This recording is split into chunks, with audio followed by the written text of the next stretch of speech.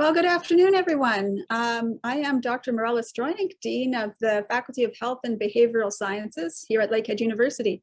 It is my distinct pleasure to welcome you to our distinguished researcher presentation by Dr. Ed Rawana, one of our featured speakers in this year's Research and Innovation Week for Lakehead University.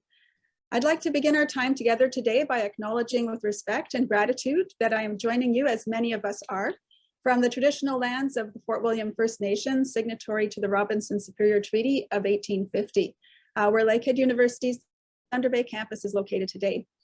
So Dr. Rawana is one of Lakehead University's distinguished researchers. This is the highest honor conferred by Lakehead University for research and scholarly activity, and it recognizes a full career of nationally and internationally recognized intellectual contributions. Dr. Ed Rawana has spent his career thinking and writing about what makes people thrive, the positive qualities that help people to build a good life. Dr. Rawana is a clinical psychologist focused on child and adolescent development and is a professor in the Department of Psychology at Lakehead University. He's also director of the Center of Education and Research on Positive Youth Development. His work, which includes numerous journal articles, book chapters, books, and psychological assessment inventories, has helped to transform a field that typically focused on what is wrong with people to one that also studies the strengths, the positive factors that influence the development of our children and youth. I'll mention right off the bat, before we begin our presentation, that there will be a period of time at the end for questions. And I know that Dr. Rawana is looking forward to the discussion at the end. So it is my distinct pleasure to introduce Dr. Rawana and his presentation titled Strength-Based Strategies for Parents and Educators to Promote Mental Wellness and Resiliencies in Children and Youth. Take it away, Dr. Rawana. Thank you. So just before I start, I just want to also say a few thank yous. First of all, to Dr. Stroink for a lovely and thoughtful introduction. And I also want to thank everyone who has helped us set the stage for this presentation, because there's a lot of behind the scenes work that had to be done to put this together. So greatly appreciate it. And I also want to thank the audience for taking the time to, from a somewhat busy schedule, I would imagine, to sort of be part of this presentation. And I'm quite excited to do this because it's a topic that I very much value, and it's one of my strengths, actually. So just before I jump into the presentation, I just want to pose a question to the audience that we'll sort of revisit at a later time. And the question is, those of you who are parents are in the audience, when you put on your parenting hat, what do you think are the top 2 strengths you bring to that role? Would be one of the fundamental questions that probably by the end of the presentation, you may be able to come to some answers to, because strengths are like positive energy. And if you bring a positive energy to an interaction, regardless of who the other person is, but particularly with your child or a student, you're injecting a positivity into the interaction that will lead potentially to a good outcome. So one other point with respect to that question of strengths, and that is, what are strengths? And we'll jump into this later on in the presentation, but just to sort of increase your reflection, that strengths are competencies and characteristics. Those are the 2 sort of variables that speak to strengths. Competencies are skills. So when I had asked you the question, one of the skills that you may have that you bring to an interaction is the skill of being organized. And that is something that you value, and it could be a competency. Characteristics, on the other hand, are personality characteristics. And a personality characteristic might be having a good sense of humor. So those are some descriptors to give you a flavor of what I'm talking about. And then the final point to that interaction is that if the child is bringing to the interaction their top two strengths, well, without any doubt, two positive energy is going to give you a positive outcome. And isn't that what we want when we interact with children and adolescents? So that's one of the sort of the reason why I'm quite excited about this topic, and hopefully enhance and sort of speak more carefully about the fundamentals of this framework. So the title, as you can see, is Strength-Based Strategies for Parents and Educators to Promote Wellness, Mental Wellness and Resiliencies in Children and Adolescents. So this is sort of who I am, and spent my good chunk of my life fulfilling these roles. This is the outline of the presentation. So, and they're pretty self-explanatory. So of course, you know, we, those of us who are parents, and I have to say that I'm speaking not only from a theoretical point of view, but I'm speaking as a dad, and the voice of my wife, Jeanette. We also have 4 children who are all adults now. So you've spent a lot of years pondering what exactly is parenting. And I'll be curious to see what you think about the definitions that that seem to be in the literature and that we have put out. Of course, what is teaching? Engagement is a critical part of this presentation on building resiliencies, because for any interaction where there are 2 people, if they're both quite engaged in the process, you're likely to have a better outcome than if one were engaged and the other was disengaged. And then I'll elaborate on what we call an apprenticeship model, because I think that's the model that seems to fit into good parenting and good teaching, definition of strengths. And then what I'll try to draw out in this presentation is the fact that when we are actually interacting with children and adolescents, we're actually molding their personality. It's not just a superfluous activity. But if students and kids start to see themselves as having significant strengths and some vulnerabilities, that actually gets injected into their personality. And the more strengths they have, you would imagine the better is the outcome as they move into adolescence and adulthood. And then we started going to the domains of personality functioning. The strength assessment inventory is a tool that we have developed more than a decade ago. And it's a tool that can be used to actually measure and provide a profile of the strengths of children and adolescents 10 to 18 years old. And then some strategies, and then a summary. So this is the definition of parenting, and in working through the literature, one formal definition is that parenting is a broad range of functions that parents engage in to promote their offspring's accomplishment of culturally and age-appropriate developmental tasks and to reduce problem behaviors. That was one of the more succinct and really thoughtful definition that I thought fits into our framework. So the end result of it is to promote the development of strengths and resiliencies.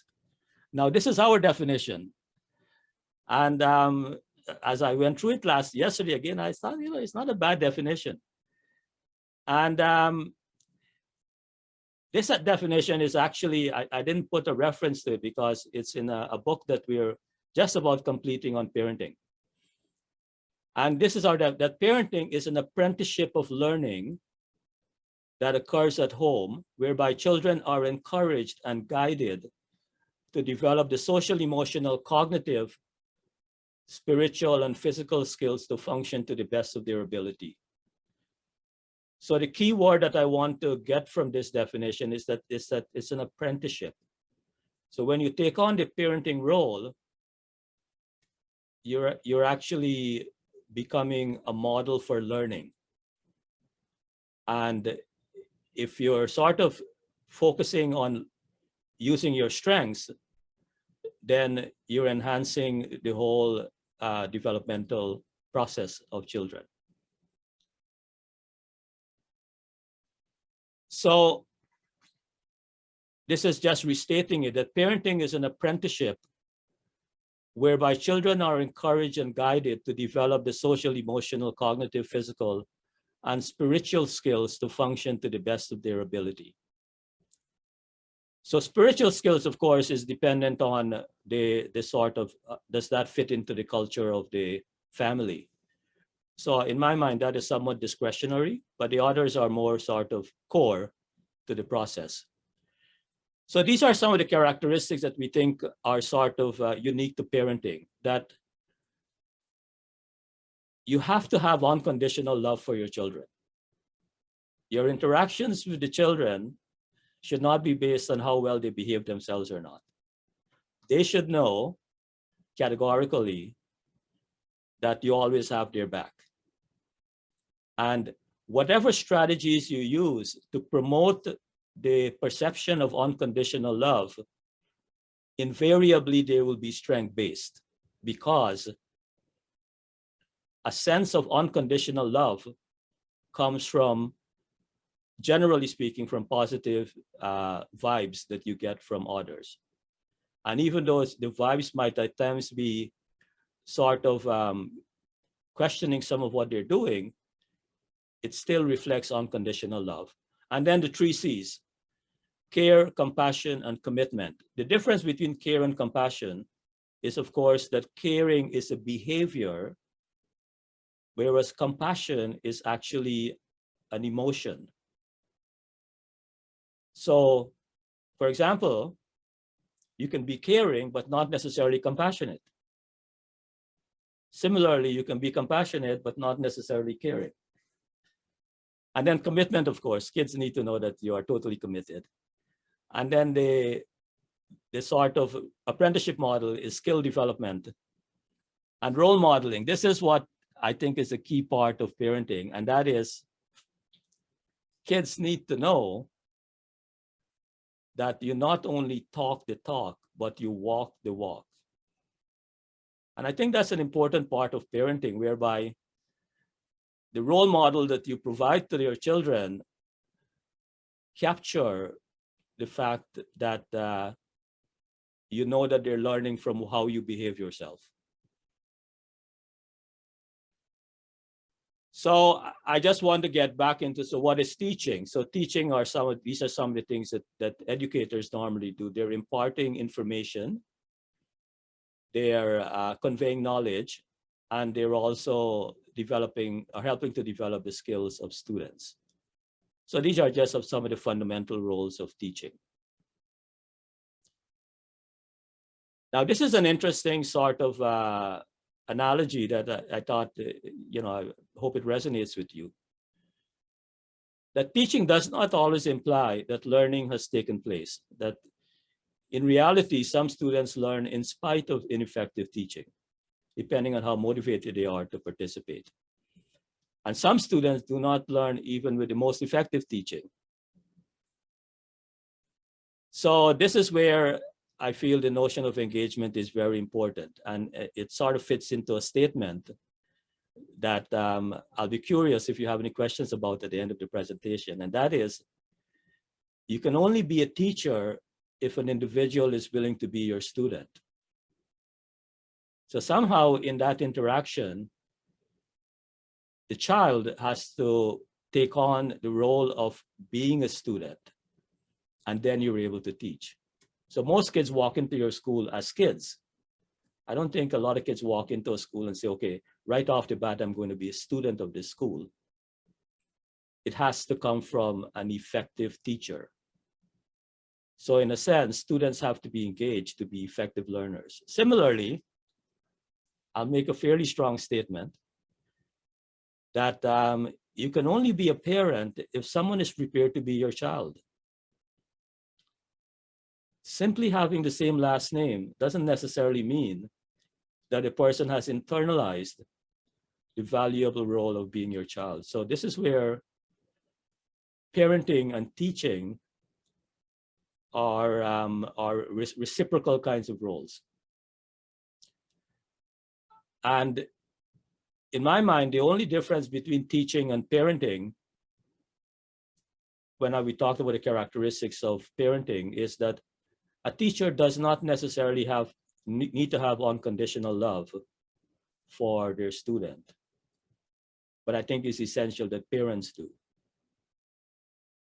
So those are some elaborations on teaching. So I mentioned before that to be an effective teacher, you have to have an audience of children who are prepared to be your student. And the reason why that reciprocity is so important is that in the literature, there are 3 levels of engagement that we generally see in any interaction between 2 people, or even between a teacher and the students of a classroom. The first level of engagement is what we call behavioral engagement. And behavioral engagement is when a student shows up for classes. That is, they're behaving in a way that they're engaging with the school anyways, or the teacher. So behavioral engagement is just the first step in the whole engagement process. And we need to move to the next level, which we call emotional engagement, whereby the student or the child is emotionally connected to the parent in a positive direction. Now, as you can see, there is a set of steps that need to happen for an interaction to move from a behavioral to an emotional level. And for example, if a child sees a parent as being a positive influence on their development and someone who unconditionally loves them through their behaviors, they will be hard-pressed to not be emotionally engaged with that parent. So there's a lot of strategies that we need to sort of reflect on to make sure that we're building emotional engagement progressively as a child gets older. So one of the things I tend to ask myself as a parent is, when I've had an interaction with with my own child or our own children, is, does this interaction in any way grow an emotional connection? And if it doesn't, then we need to revisit it and say, what could we have done differently? The next level of engagement, though, is where that's a critical level in my mind, because as teachers, we all know, for example, you can have a student who comes into the classroom, loves being there, but is not doing any work. The reason is that they would not have been cognitively engaged. And that's the critical thing, in that cognitive engagement is when you come into an interaction and you're actually prepared to work to promote the viability of the interaction. And I think that's what we want to do in the classroom, that when a student enters into the classroom, the student is not only behaviorally engaged, but emotionally engaged and is cognitively engaged and is now prepared to work. In my mind, if a teacher has managed to get to those 3 levels for a majority of students in the classroom, I think that's when we're starting to talk about teachable moments. It's not the quantity of time that you spend together, but it's a quality where everyone is engaged to the point where everyone is actually putting some effort into it. Similarly, in a home environment, if a family, the members of the family are behaviorally engaged, they're emotionally engaged with each other, they're willing to work together to address the family challenges, then you have the equation for a successful family. Obviously, that's not just going to happen by chance. And the point I want to promote is that if everyone is using their strengths and thinking seriously about making sure that they're putting a lot of work and thoughtfulness into the interaction, you will get to those levels. And then you're off and running. So in a sense, teaching is very similar to parenting. And this is what we talked about before, that it's an apprenticeship model accompanied by care, compassion, commitment, etc. And I like this apprenticeship model in general because I feel like as we think about students, particularly as they move through the school system, is that the elementary school is an apprenticeship for high school.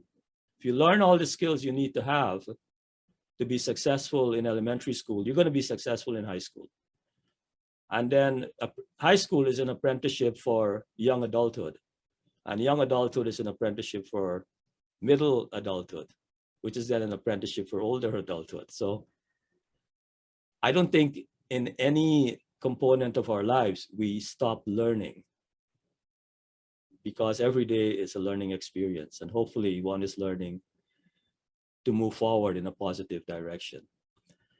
So this apprenticeship model is where strengths, competencies, and characteristics are given some priority in terms of any interaction.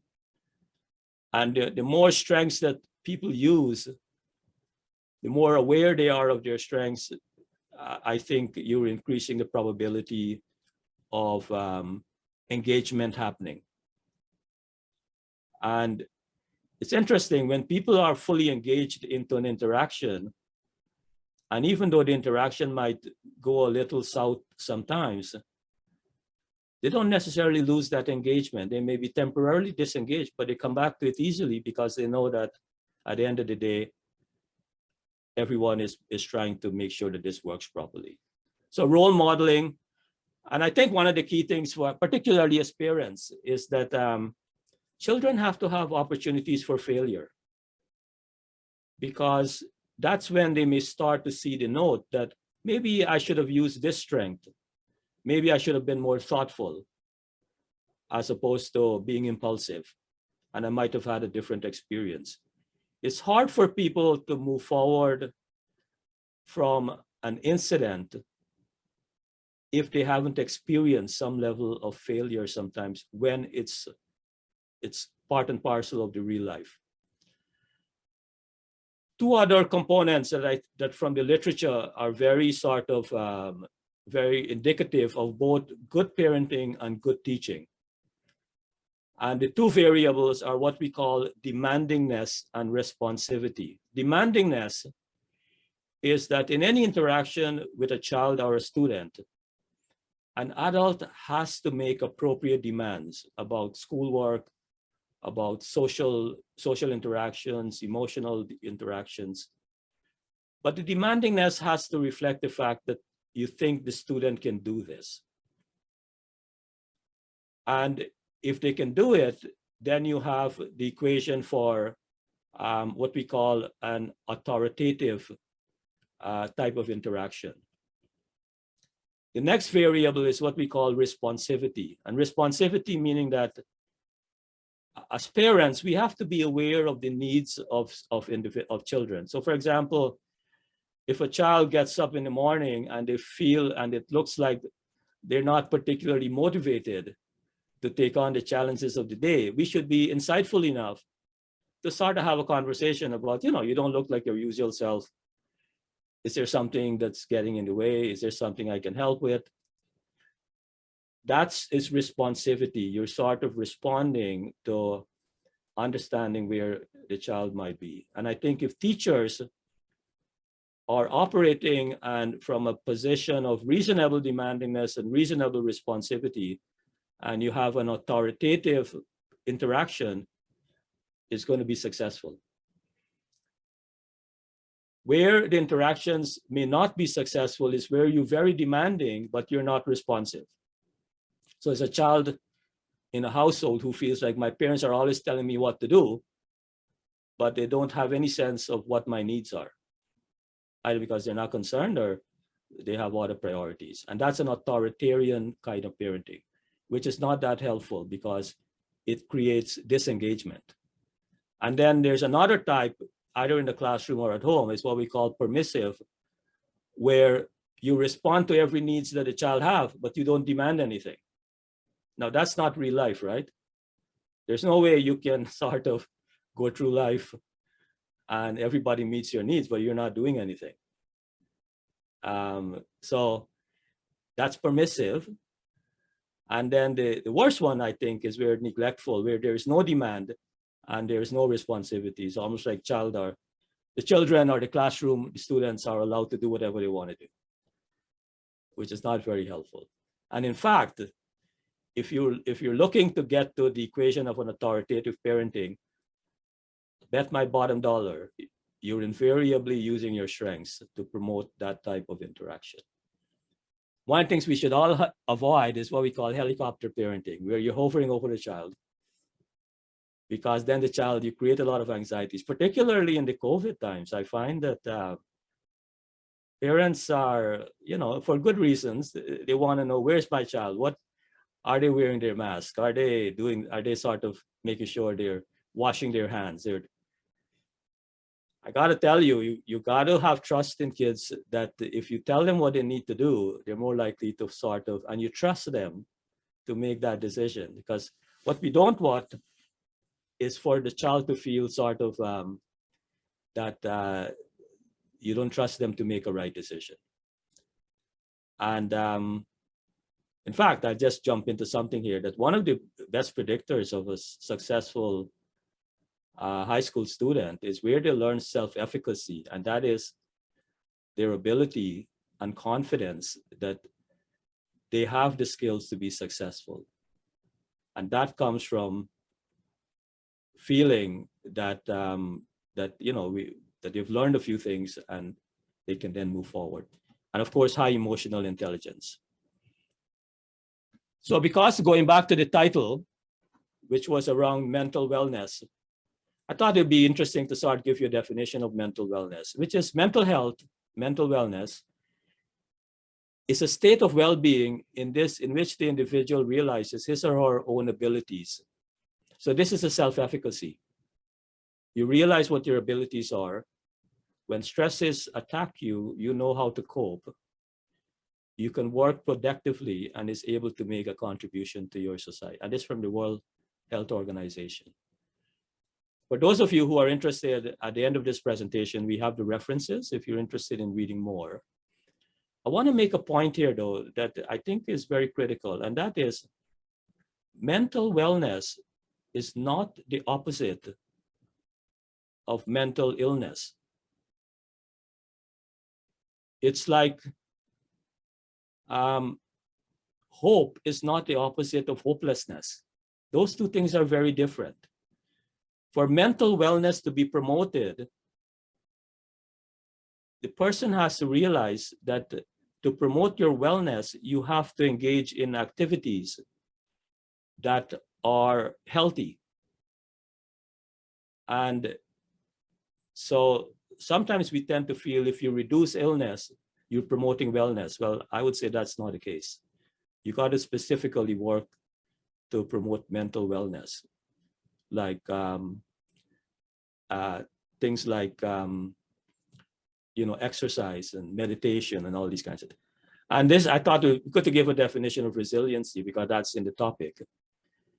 So resiliency is our capacity to deal with adversity, to navigate through psychological, social, cultural, physical stresses, and to get better out of that. And the point I want to make is that resiliency actually comes from strengths.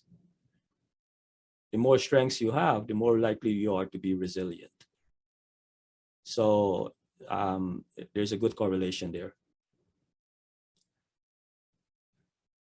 So when we're talking about the development of the personality of the individual and their identity, which is a core component of personality, what we want the child to do as they're getting older is to have a sense of their strengths and their vulnerabilities.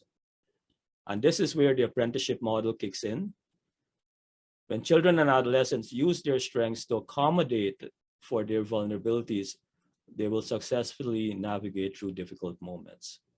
So the point here is that, for example, if a student is experiencing bullying and is feeling that they're being sort of picked on, one of the conversations that need to happen with the child is that, for example, one of your strengths may be that you're a leader. And when you're being picked on, do you feel like you're showing them that you have good leadership skills? So those kinds of conversations, in my mind, would help a child or an adolescent to realize that when they're in a tough situation, they could tap into their strengths and navigate through that bullying kind of experience with some help from adults. But one of the things that I don't generally support is where the adults try to fix the problem for the child, because then nothing has been learned. So, and the other thing that we know is that if folks are sort of working from a strength-based perspective, and we've done some of those studies where they actually look at what's going on in the brain, and the endorphins are kicking in. So it shows that if learning is enjoyable, the brain actually gets quite excited. And so that's where, particularly in the classroom, teachers have to create an environment whereby learning math, even though it's boring, can actually be an enjoyable experience. And I've seen teachers do that, who, bring their strengths, their excitement into the subject matter and create a very sort of positive environment for learning to happen. So these are the definitions of strengths. And Dr. Epstein, the reason why I'm mentioning Dr. Epstein is he's one of the major players in this field. So those of you who want to sort of read more about strengths can look at anything that he has published, and it's very good quality stuff. And again, it's sort of similar to our definition, where strengths are competencies, characteristics, create a sense of personal accomplishment, etc. Where our definition differs is that we talked about strengths as, and these are internal strengths, that are competencies and characteristics within the individual that are valued by the individual and by society. And we're sort of, it's a bit of a controversial kind of perspective, but what it says that a strength is only a strength if you value it and if it's valued by society. So for example, if you were to tell a student, you know what, you're a very bright student and you're not really doing as well as you should, you're underperforming. I'm not sure that that's a helpful comment if the student doesn't value their intelligence. So first of all, when we're trying to inculcate into kids a sense of internalizing their strengths, they have to have opportunities to practice it, whereby they start to value it. And it has to be valued by society. So for example, if student thinks aggression is a strength, but it's not valued by society, well, in my mind, it's not a strength.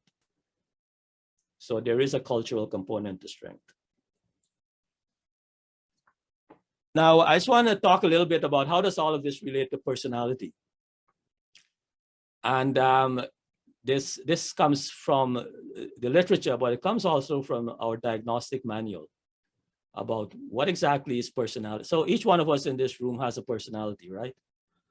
And the question is, what exactly is it? What is your person? So we can say, for example, you're an introvert. That's just a descriptor. That's not tells you why you are an introvert. The thing is, your personality is actually driven by 4 engines. And the first engine is what we call cognition. And cognition are any thoughts that a person has from the time they get up in the morning, the time they go to bed. And if you were to reflect on that, you probably have like couple thousand thoughts. Similarly, children have thoughts, even, right after newborn, they have thoughts. They may not be able to express it. Adolescents we all have thoughts. In fact, every waking hour has thoughts associated with it. The thing is that if you were to take the time to reflect on the content of your thoughts, you would find that there's only 5 things that you actually think about, which is actually your personality in terms of your thoughtfulness. The first thing that you think about is yourself. And when you think about yourself, do you think about your strengths or your challenges? What we want to do in a strength-based approach is when kids are thinking about themselves, they can easily identify what their strengths are, not just their challenges. The next thing that you think about, if you're not thinking about yourself, you're thinking about other people. And when you think about other people, do you think about their strengths or their challenges? And depending on your life experiences and the way that your personality is unfolding, you may spend more time thinking about yourself than other people, which is what introverts do, or you may spend more time thinking about other people than yourself, which is what extroverts do. So this is one of the fundamental engine that drives who we become as we get older. When you're not thinking about yourself, you're thinking about things like COVID, or the weather, or money, or something. And then the fourth thing that you think about are events. And sometimes a thing can be an event. COVID is sometimes like what's going on in Ukraine are a set of events. If you spend a lot of time looking at that, listening to it, that becomes who you are, because that's how you invest your time. And the fifth thing is what we call theory. And theory is like psychology, sociology, social work, education. And the point here is that when students are in the classroom, we have to help them to focus on theory and not on the first 4 things. Because if they're focused on theory, like math, they're actually learning. And that's where, in my mind, a strength-based teacher comes in. Because if they can make learning fun, they're actually obviously using their strengths. And if kids are having fun, they're also using their strengths, and you have good cognitions going.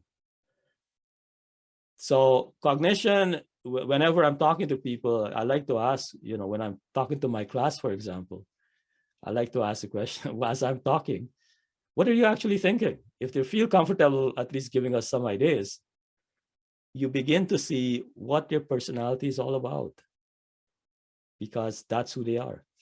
The next component of personality, what I call emotional functioning. And emotional functioning, there are two types of emotions. One is what we call basic emotions, like anger and joy and sadness and stuff. Those are tied into our brain. Everybody has some levels of basic emotions. The other set of emotions, which are just as critical, but not everyone has them because they require appropriate life experiences. So they're what we call derived emotions, like empathy. Empathy is actually a derived emotion. You probably know people who you think are not empathic. And I don't want to be too rude here, but when I look at Mr. Putin, I wonder, does this guy have any empathy? And, in fact, you wonder with those kinds of behaviors, is he callous? And callous is not a lack of empathy. Callous is just having a whole different emotional level of functioning. And someone who is callous is not going to be empathic just because it's good to be empathic. Empathy, if you think about how serious empathy is, it is the ability to put yourself in the place of another person and actually experience what they're experiencing. That comes from good parenting. That comes from caring, compassionate parenting. That doesn't just happen by chance, or from teachers, or from grandparents, or from the community. We got to grow empathy. And in fact, if you were to think of the leaders in our world who we think are most empathic, they're probably the most powerful leaders, either alive or dead.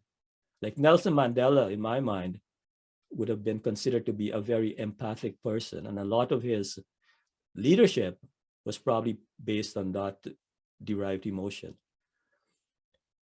So, in a funny kind of way, one of the things we need to think about when we try to elect leaders is, do they have empathy? And if they have empathy, they're generally going to make better decisions than if they don't. So that's one important derived emotion. Others are compassion, guilt, shyness, those kinds of derived. Interpersonal behavior is your interaction with others. And if you want to look at the person or try to understand the personality of an individual, just look to see who they hang out with. And these days in the virtual world, who people hang out with actually dictates how they see themselves. And if you're doing a lot of virtual things, you may start to see yourself as a virtual person. And is that what we want our kids and adolescents to do when they reflect on who they are as an individual? So particularly with technology being what it is, I think as parents and as educators, we need to be very making sure that kids have experiences that are real with real people. That's how you develop your interpersonal habits and interactions. And then the final thing is impulses and impulse control.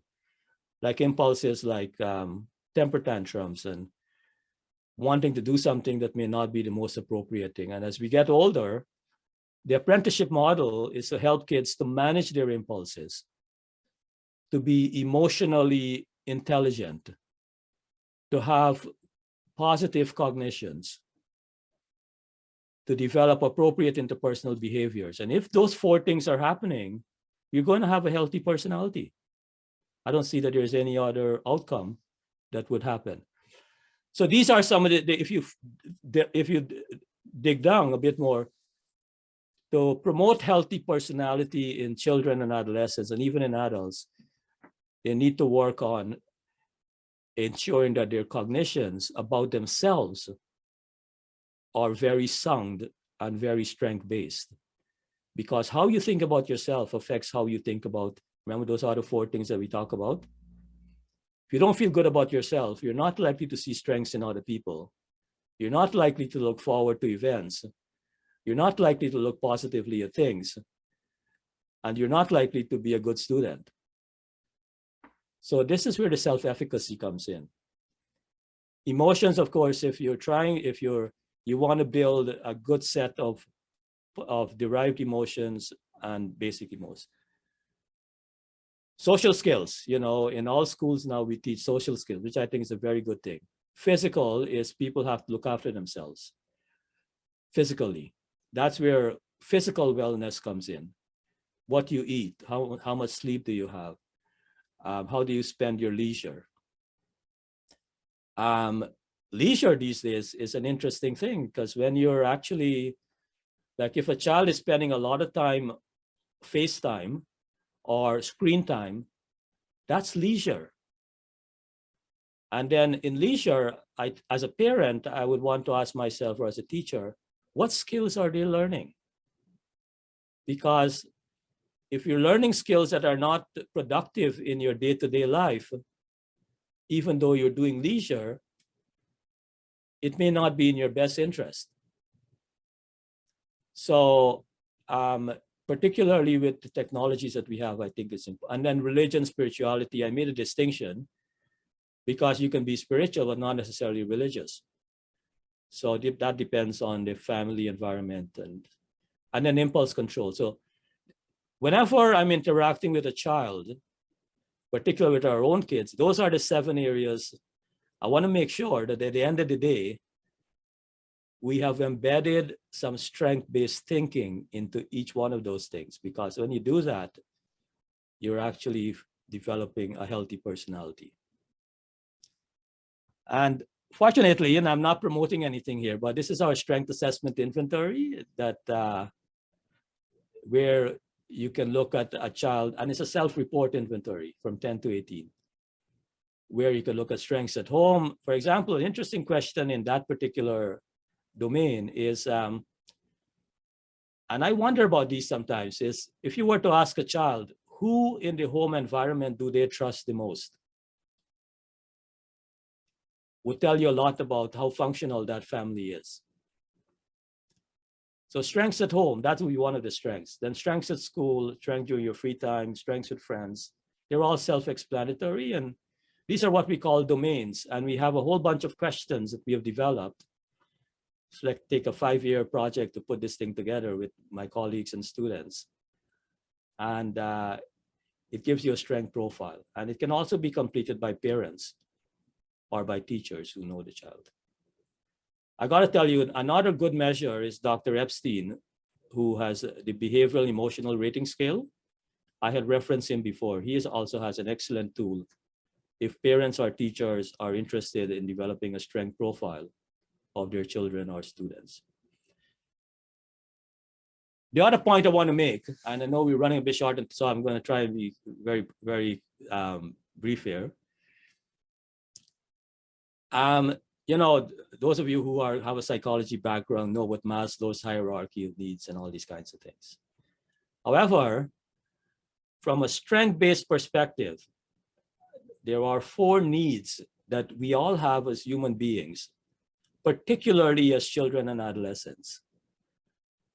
And those needs need to be met to promote mental wellness, physical wellness, and resiliencies. And the first need is a need that revolves around trust.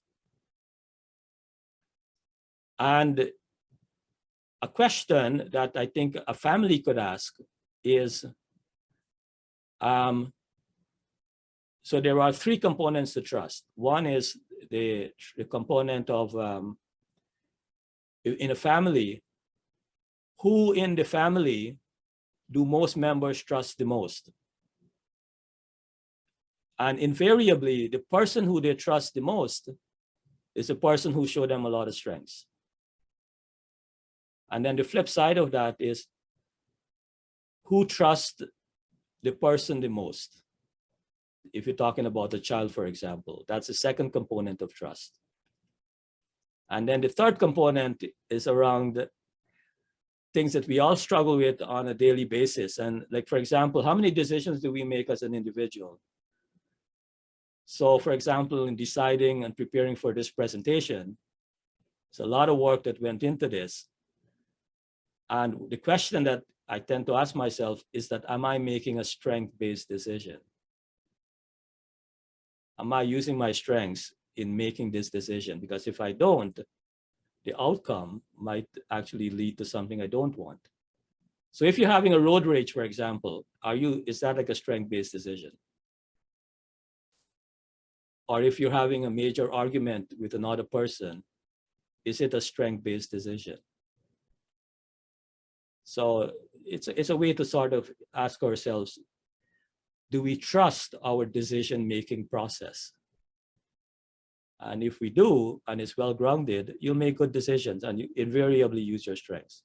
So trust, in my mind, is one of the most salient thing about the strength base. It's like a teacher in the classroom say, when I interact with the child, did I build trust or did I build mistrust? And if you're building trust, you're invariably using your strength. If you're building mistrust, you may not be. The other need that we all have as human beings is a need to feel valued. Imagine if you get up in the morning in your house with about 5, 6 people and nobody acknowledges your presence.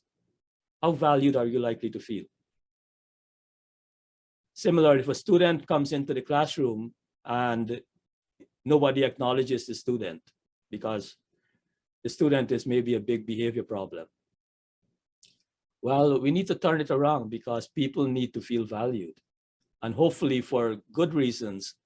Otherwise, you feel valued for bad, and that's where gangs come in actually. If gangs show a commitment to other people because of their somewhat antisocial skills and they feel valued, they're not likely to come back into mainstream society.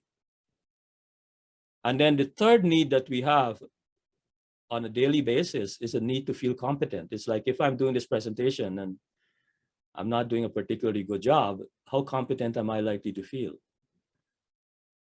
So competence invariably comes from your strengths. So this is where in your interactions with kids, particularly in the classroom, like if they have a learning disability or a behavioral exceptionality like ADHD or something, in spite of that, how do you help them to feel competent? Because if you don't feel competent, you're not likely to be productive in a positive direction.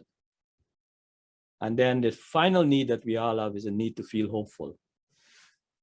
And notice that trust and value and competence, they all come from strengths. And it's like when you get up in the morning, one of the things I sometimes do is to talk about, okay, what are my top 3 strengths I'm likely to use today? And then if I can sort of enunciate them, I'm probably going to feel hopeful about going through the day, as opposed to if I were to reflect on the top 3 challenges that I have in the morning, I may not be motivated to even get out of bed.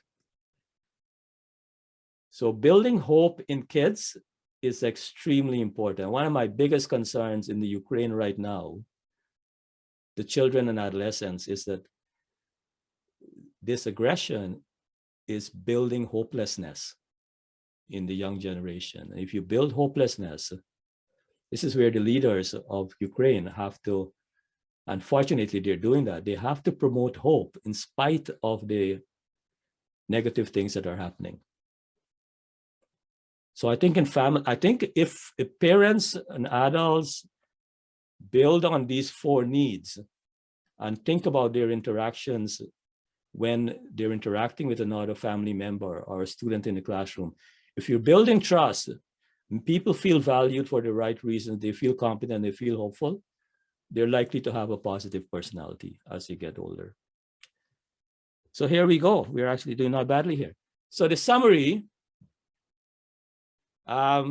taking a breath here, is that from a strength-based perspective, if you look at your competencies and characteristics and making sure that you have them and you're using them and you value them, that parenting and teaching can collaboratively provide supportive environment for children and adolescents to appreciate and activate their strengths when they are in a particular situation. Because parents and teachers, if you think about it, our guardians, our grandparents, they're the 2 most significant adults in a child's life for the first 18 years. You can make a tremendous influence on the personality development of that child if you help them to value their strengths, use them progressively, and if you also model those kind of types of interactions, you're invariably going to promote mental wellness and build resiliencies. Interesting thing, and we have had some studies look at this, is that when children and adolescents internalize the importance of the apprenticeship model to promote their own wellness and resilience, they become role models for younger children. It's like in a family that has, let's say, 3, 4 kids, and one child is a little bit much older than the other. If the child, the older one, thinks about an apprenticeship, this is what I'm trying to teach my younger siblings, that's when you start to recognize how important how you behave, how it promotes wellness in other people. And then in learning the apprenticeship model from a strength-based perspective, I think children and adolescents gain insight into how they become role models themselves as young adults for the new generation. So in summary, if we take on a philosophy that any interaction that we engage in most of the time is going to be reflecting our strengths, I got to tell you, it's not an easy thing, because it's a little bit easier to just go with the flow as opposed to be thoughtful about, am I doing this the right way? Am I putting forward my best foot? But if you start to get into that framework where you're operating from a position of your strength, you know what? Even though it might take about 5 years of hard work, you start to have a lot of fun because you realize that you're using your gifts,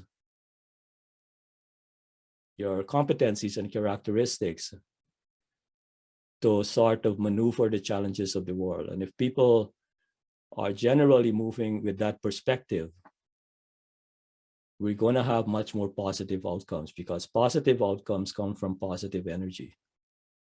And positive energy comes from strengths. So it's a very exciting topic that I love to talk about, and I appreciate your time. And I hope that I've sort of given you some perspectives that you may want to try out yourself. So thanks again for your time, and much appreciated. Goodbye. Thank you very much, Dr. Awana. I would be clapping if I had the emoji that allows you to show applause. So anyways, I am doing that. Thank you. Thank you. That was a very excellent presentation. I found myself immediately thinking about myself as a parent and all the different ways that the strengths-based approach can be useful, not only in parenting, but in teaching and all of the work that we do. So thank you very much. Oh, thank you, Dr. Schreik. Yeah.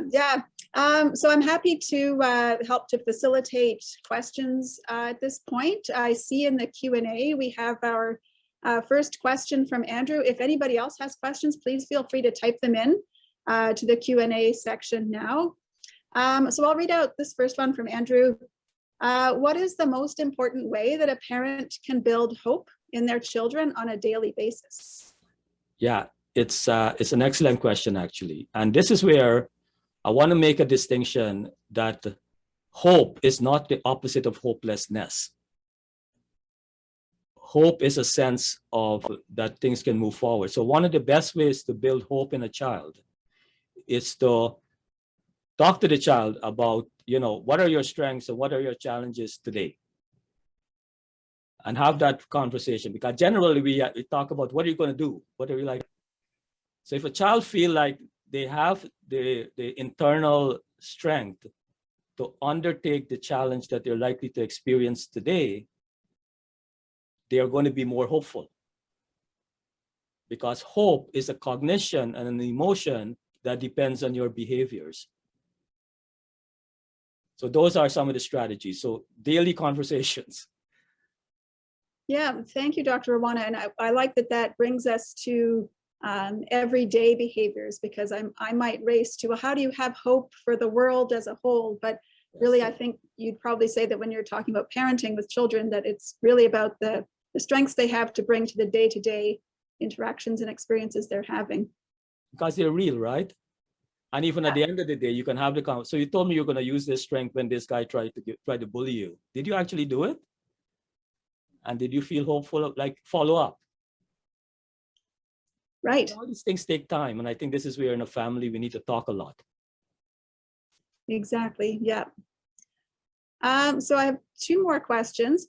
What would a parent do when their child is struggling with a separation? Do you have any advice under that circumstance? For sure. I think a couple of key things I think it's important. And I've dealt with kids who have come from families that are separated. The first point needs to be very clear to the child is that this has nothing to do with the child. That's the first point, because sometimes kids feel guilty that they could have. And I think the second point, which I feel very strongly about, is that when adults are separating, they should still, I know it's not easy, they should provide a cohesive front for the child, ensuring that the child's mind, they still have parents who have their back. And sometimes things get a bit acrimonious and stuff, but I think those two things, where the child is not responsible, these are adult things, and even though we're separating, you are still our child. And we're going to work with, and all of those things are strength-based. Like, it's not easy to be positive when you're going through an acrimonious divorce. But, kids brought into the world, I feel like we have a responsibility to ensure that even though we're having our own challenges, we need to provide them a sense that they can still move forward in life. I hope that answers it. Yeah, that's a big one. Thank you, Dr. Awana. From Zared, is teaching self-defense against bullies a strengths initiative or strengths-based approach? I think it is a strength-based approach if you're teaching it from the position of finding out what are the strengths of the individual that they can bring to the self-defense. It has to be internally driven. This is the key thing. I think strengths has to come from within. And that's where the conversation with the child needs to happen, is if you're struggling with this particular issue, what do you think you have within yourself that you can bring to the equation? Like, even if you're a 5-year-old. So I try not to tell people what they need to do. I try to find out, given your set of skills, and that takes a longer conversation, but given your set of skills, which one do you think you may want to try to see if it will solve the problem for you? So a good mantra in life, even though I've been guilty as a parent sometimes, is never do for your child what they can do for themselves. Because at the end of the day, that's where your self-efficacy comes from. You gotta fail, and you got to go through some of the things, and then you have confidence in yourself. I don't think kids should be successful all the time, but self-defense has to come from within. And the question has to be, is that something you want to try? Or do you want to approach this in a different way? It's what we call inquiry learning. Learning should not be dictated. Well, that's a wrong word. Learning should come from within.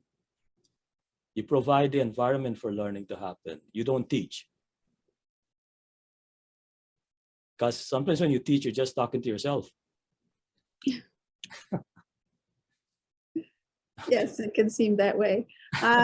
Thank you, Dr. Rawana. And that is one of the challenges, is as a parent letting go to let your child make the decision or the action themselves, and then help them work through the consequences of how that goes. Yeah, it's harder, man. But you know what? And I'm guilty too. Sometimes you want to fix it for them, right? Yeah. Because you love them so much. So you don't want to see them hurt. But at the end of the day, as I get older, I realize, you know what? You got to make some mistakes to learn from it. Yeah.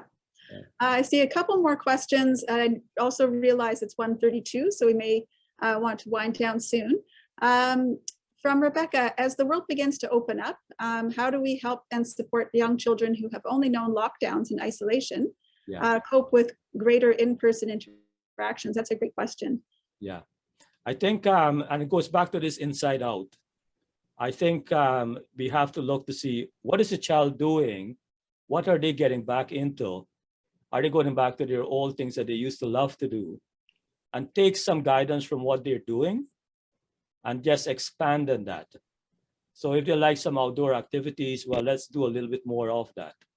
So this is where, again, I feel like we shouldn't be sort of directing what they're doing, but just provide the environment for them to do it.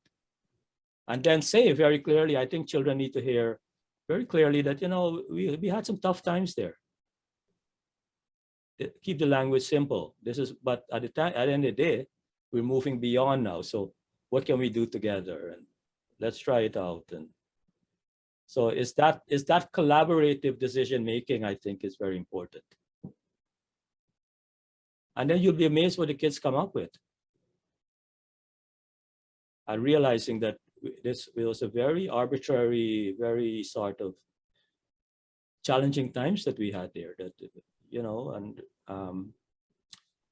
let's move forward, but moving forward in a way that's collaborative would be how I would want it. And that is strength-based. So a good quality, I think, of strength-based approach is to talk less and listen more. That is good advice. Well, I'm guilty of it sometimes, but if you ask my kids, they would probably. But sometimes you know people who talk a lot, but at the end of the day, they're not saying very much. That's true. Certainly not the case today. But thank you, Dr. Rawana. I believe our time is up. I'd like to extend my thanks to you for a great presentation. And I see a few more people have expressed their thanks as well in the chat. But yeah, thank you very much, Dr. Rawana. This was a very enjoyable presentation.